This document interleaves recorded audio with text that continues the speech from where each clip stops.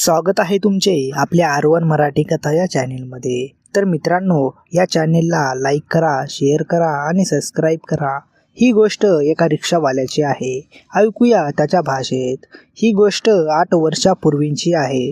त्या काळात मी रिक्षा चालवायचो. एके दिवशी मी रेल्वे स्टेशनच्या बाहेर रिक्षा घेऊन उभा होतो. गाडीची वाट पाहत होतो. तिथे मी प्रेमाबाईला भेटलो.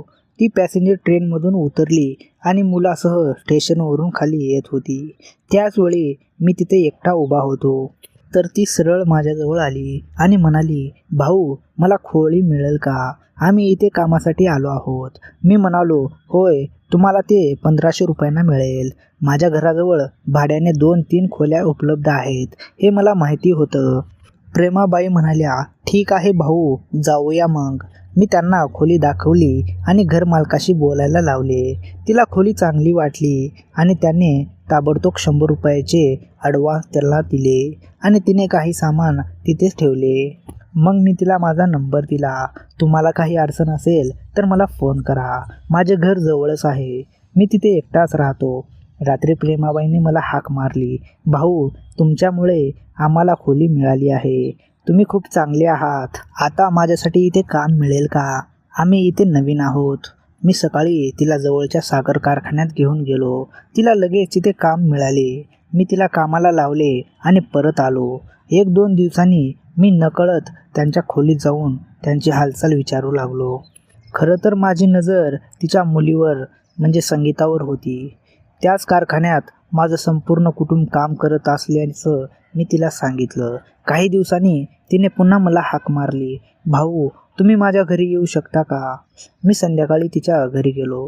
प्रेमाबाई म्हणाल्या, भाऊ, इथे काही पोरं मला त्रास देतात. तुम्ही पण तुमच्या घरी एकटेच असतात. काही दिवस माझ्या घरी झोपताल का? मी हो म्हणालो. माझा हेतू अजूनही चुकीचा नव्हता. हो, मी नक्कीच तिच्या मुलीच्या प्रेमात पडलो होतो. रात्री जेवण करून सर्वजण झोपी गेले. खोली छोटी होती, त्यामुळे सगळे एकत्र झोपायचे. मी त्यांच्यापासून थोडा अंतरावर झोपलो.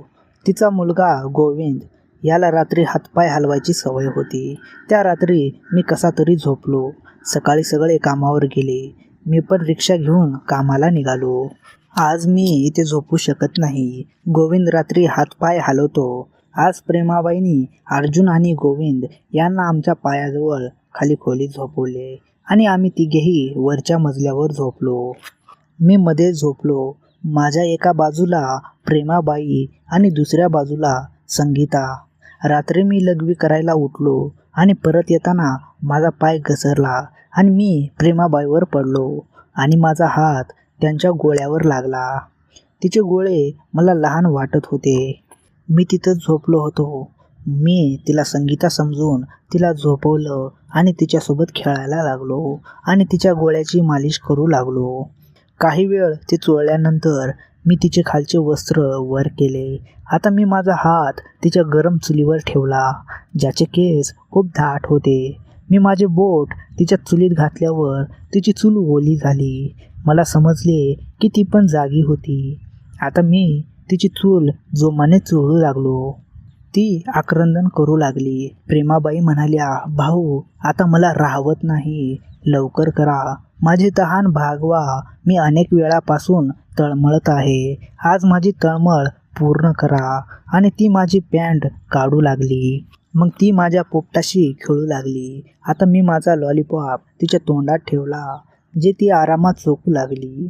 थोडा वेळ चोखल्यानंतर ती दुसऱ्या पोझिशनमध्ये आली. आता मी तिची चूल चोखत होतो आणि ती माझी लॉलीपॉप चोखत होती. काही वेळाने प्रेमाबाई म्हणाल्या, भाऊ, मला हे सहन होत नाही. आता तुमचे साधन माझ्या चुलीमध्ये घाला. मी म्हणालो, मला भाऊ म्हणू नकोस. आजपासून मी तुझा प्रियकर आहे. प्रेमाबाई म्हणाल्या, ओ माय डार्लिंग.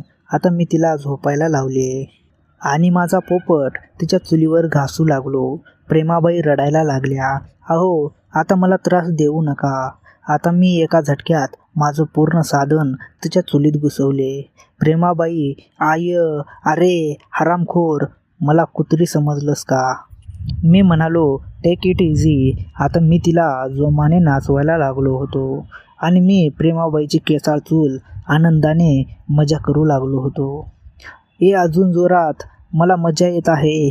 काही वेळाने ती असं जोरात ओरडू लागली आणि म्हणू लागली, भाऊ मी आता सुटणार आहे, जरा फास्ट करा.